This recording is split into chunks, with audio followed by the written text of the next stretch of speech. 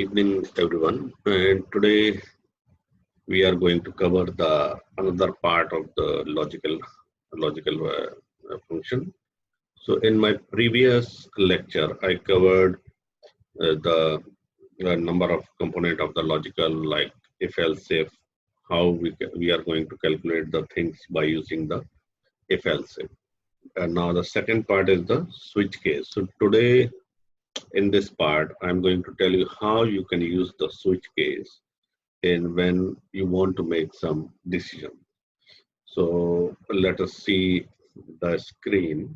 So in switch case, there is a difference between where you can use if else if and where you can use the switch case. So switch case is used at the places where we are going to use the names, like we want to know the fare, the bus fare for certain place like Kuantan or Kuala Lumpur in Malaysia. If you want to go at some place and you want to know the how much is the bus fare, and you are going to use some alphabet like a name of a place or something, then you need to use the switch case.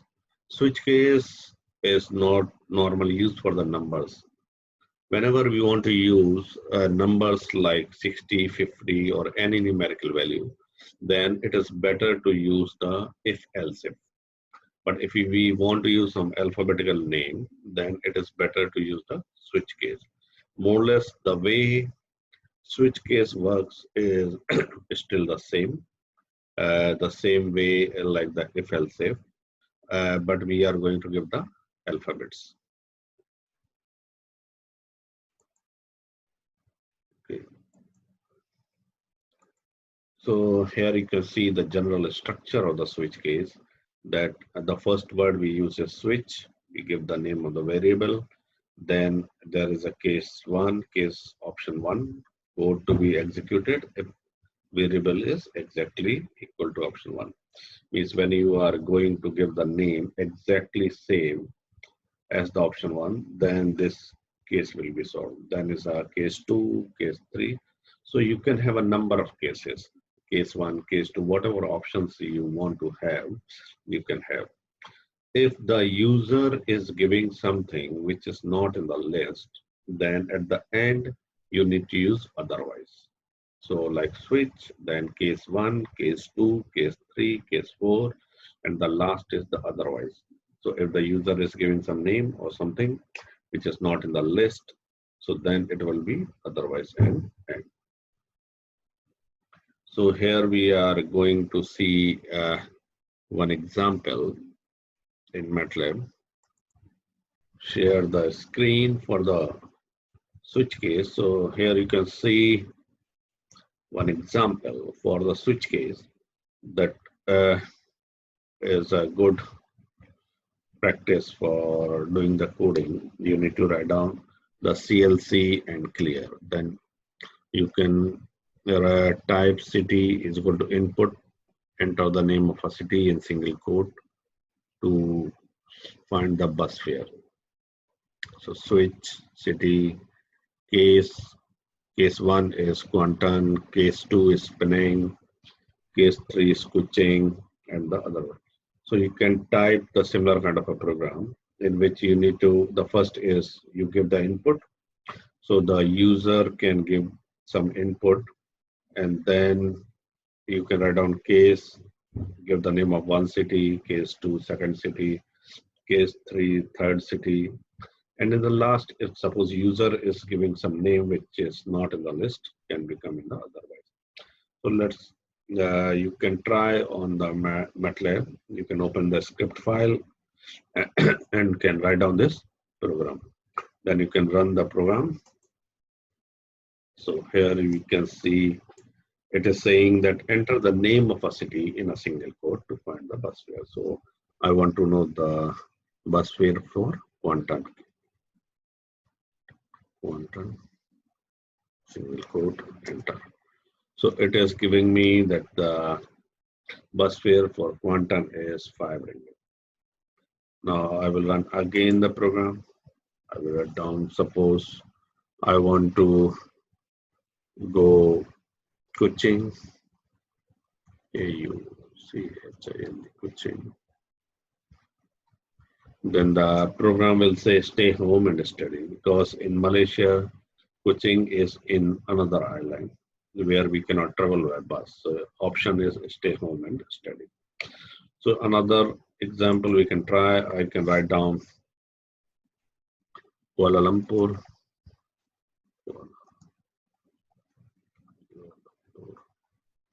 Then it is saying not of the file because in my program I have not given the option of Kuala Lumpur.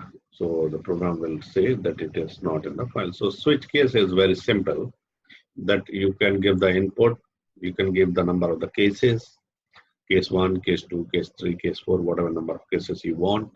If somebody by default entering some other name, then they can go to the option otherwise and so it is straightforward. But as I told earlier that it is used for the alphabets. So when we want to decide on the basis of some names or some value, this one, alphabetic things, then we can use the switch case. In the switch case, there is another variation which is called menu button. Okay, so I'll show you the screen. Okay, so menu is suppose in the switch case, normal switch case, the person need to write down the name that where he want to go or what is the name. Then only the program will tell the answer. But there's one very good option. It is called menu that it will give the list of menu or the names. So the user just need to click what name they want to go and then the program will tell that okay how much is the value or something. So it is much easier. We can control that the user don't need to type. They can see the whole menu, what are the things are available in the list, and from the list they can click and they can see the answer. Okay, so in this one we see that the user cannot enter the bad or cannot do the error. They can just select from the menu. Okay, so we will see one example in Matlab.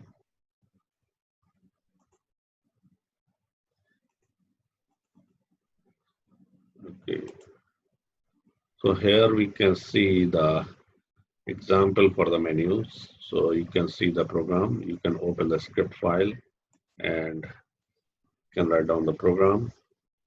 So I have used it is the way we do the coding is more or less same. We can write down credit menu, what you want to type. So select the program from the menu. Okay, so you can give this title.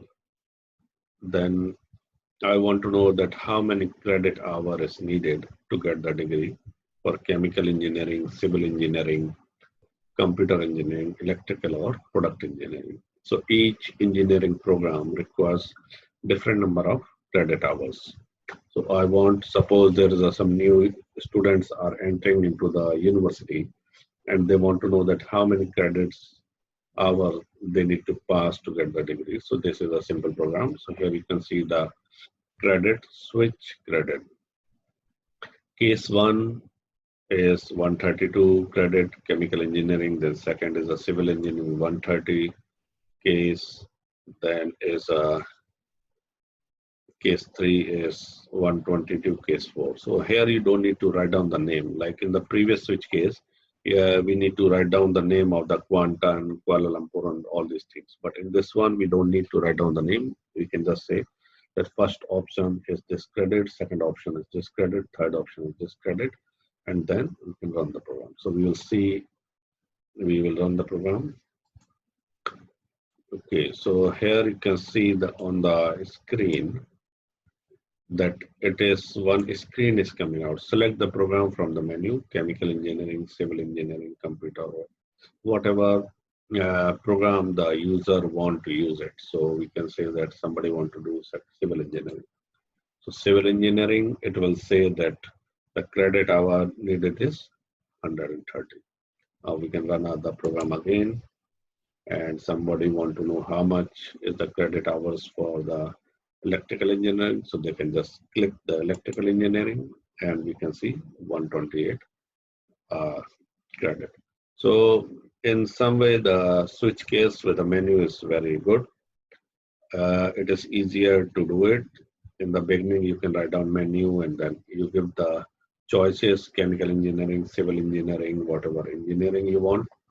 Then you give the cases and it is easy to run. So this one is a simple programming, but if you want to do a bigger program using the menu button, you can do it. Later on, I will show you some mini project in which the students have done a very good mini project using the switch case. So I think these two switch case, simple switch case and simple switch case with a menu will be clear. Okay, so now in this section, we want to cover another section of the logical. So the first part was direct, simple steps. And then the second part was the decision making. In the decision making, we have learned about the if-else-if loop and switch case. And then the third part of the logical is the repetition. Repetitions means you want to do the same calculation again and again. This function is quite widely used when the engineers want to solve the numerical method problem, or if there is any formula and you want to calculate that thing again and again until you reach certain conditions. So for loop is used for that purpose. So let's see what are the uses. In the for loop, there are two main part. One is called for loop, in which you have a fixed number of iterations, and another part is called the while loop, which is called a conditional loop. So we will see with some examples how you can do the for loop and while loop and what are the differences between these two loops. So let us see and about this one. So previously in the beginning we have seen these three main way of making the decision in the computer programming. So one is the first one is called sequence. In sequence, the user follows step by step. There's no decision making, no again and again calculations, and then we do it. Most of the programming is step by step, you can do it. Second part of logical is the selection process. In the selection process, we need to decide on the basis of some conditions, that whether it is a number or anything, which path we need to take. And then the third part, which we want to cover now, is the repetition. So repetition means actually we want to do the calculation again and again until we got some answer. So this is the for loop. Okay, so for loop is to understand, and we want to do the iterations only the fixed number of times. So for loop is, suppose you have given some formula and you want to calculate until 10 times, 20 times, a fixed number of times. So in the for loop, this is one of the main things, that you can decide how many number of times you want to calculate that formula, and then it can show the results. So there is one example. We have created one problem, CLC, clear, some numbers start from 0, then for loop 1:10. 1:10 means you want to go 10 times inside this loop and do the calculation, and then you want to get the output. So we can see here with Matlab example about the for loop.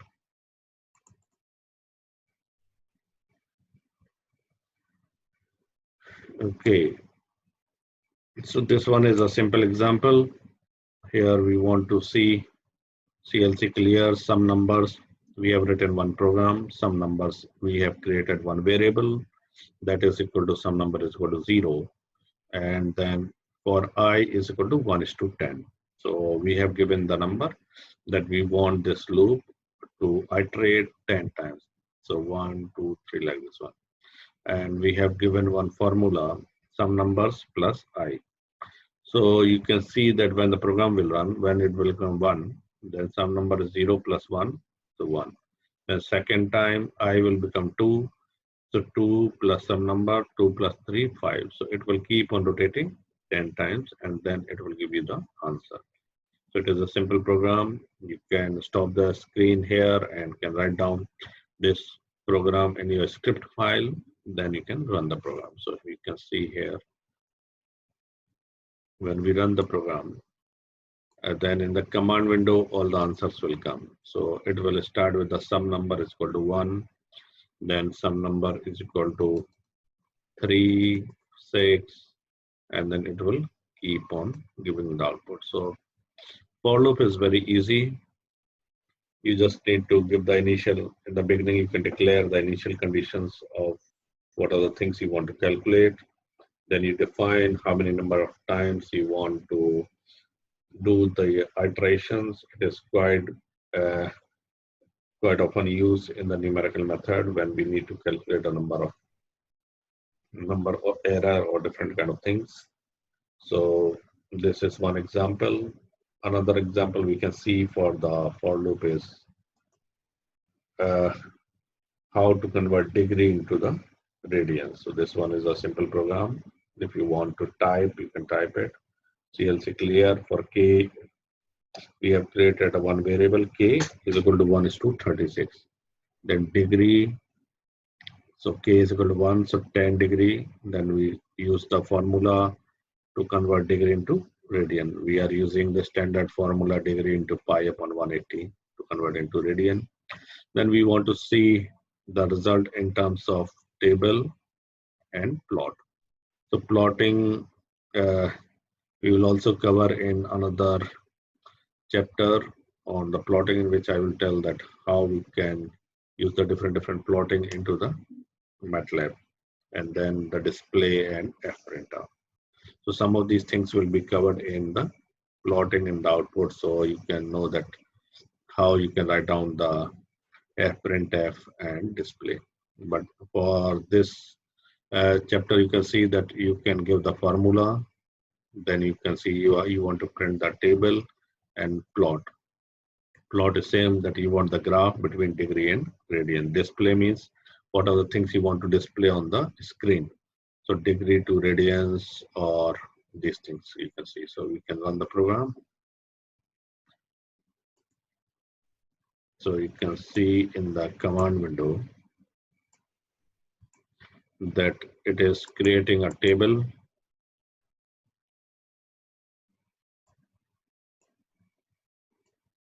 It has created the table degree 10, then how much is the radian 10, 20, 30, 40, 50 until 360. So until 360, it is saying that if the degree is 360, then how much is the radian? Same thing is coming in the form of a table. Degree to radians, because we have declared the display degree to radians, and then all the things are coming into the degree into radians. You can also, because in this program we have given the command to see the graph, because we want to see the plot. So we can see here. Okay, so we can see the plot.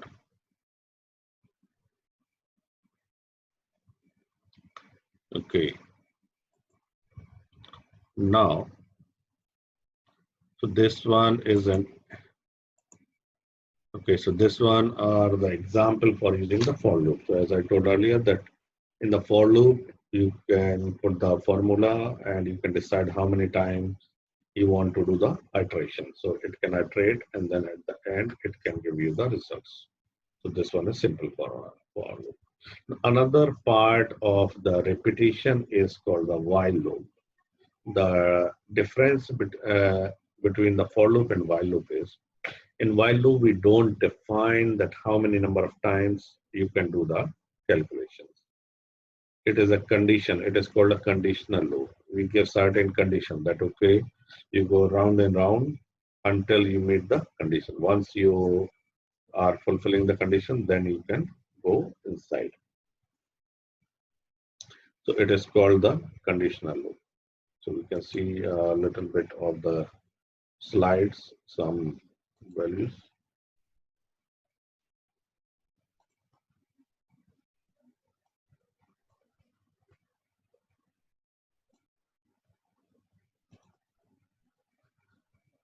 Okay, so here you can see the while loop. It, one example we can say CLC clear, number we declare is 50, and then we have, rather than in place of the for loop, we have written the while loop. So while number is greater than 20, then the equation is number is equal to number minus 5. So we will start with the number 50, then it will go 50 minus 5, so 45. Then it will check the condition. 45 is still above 20, it will go inside. Then it will make 40, it will again check the condition, then it will go inside. So a while loop, as I told earlier, that it is a conditional loop. And in this one, we set one condition in the beginning. So every time it check the condition. If the condition is met, then it will go inside the loop. If the condition is not fulfilling, then it will go outside the loop. So it is called the conditional loop. It is quite often used for the temperature and a lot of chemical engineering problems. When we declare how much is the temperature for evaporation of water is 100 degree. So we can set, okay, if the temperature is above 100 degree, what are the calculations it need to do? If it is below 100 degree, what are the things it need to do? So it is the conditional loop. Okay, so we will see one example for the while loop.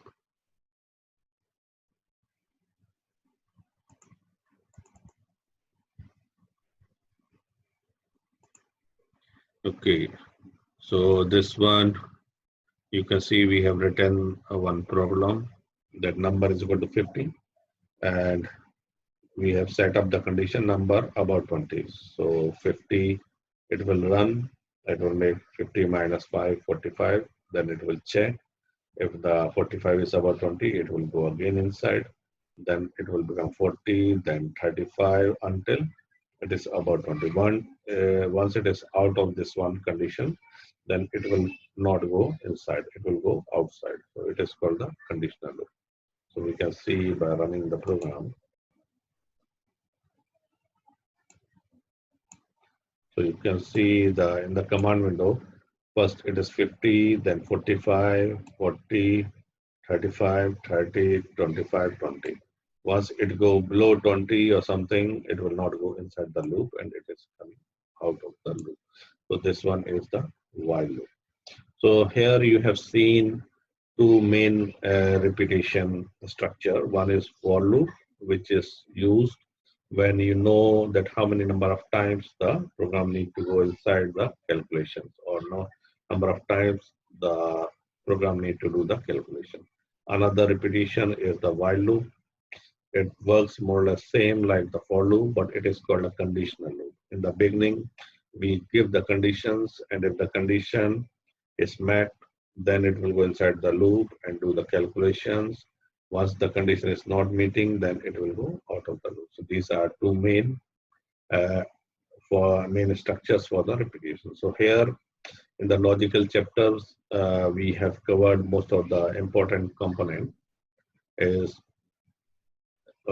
if else if, switch case, for loop, and while loop. Later on, I will also provide some kind of exercise in this one. So you can try some examples and some tutorials, so it can enhance your coding, or it will make you much better in the programming. So hopefully, okay. So hopefully these chapters in this logical chapter you have understood all these four main structures. This one is a simple explanation of this one, and but later on I will show you some complex problem that can be uh, in the programming. You can use all these kind of the structures. All right, thank you.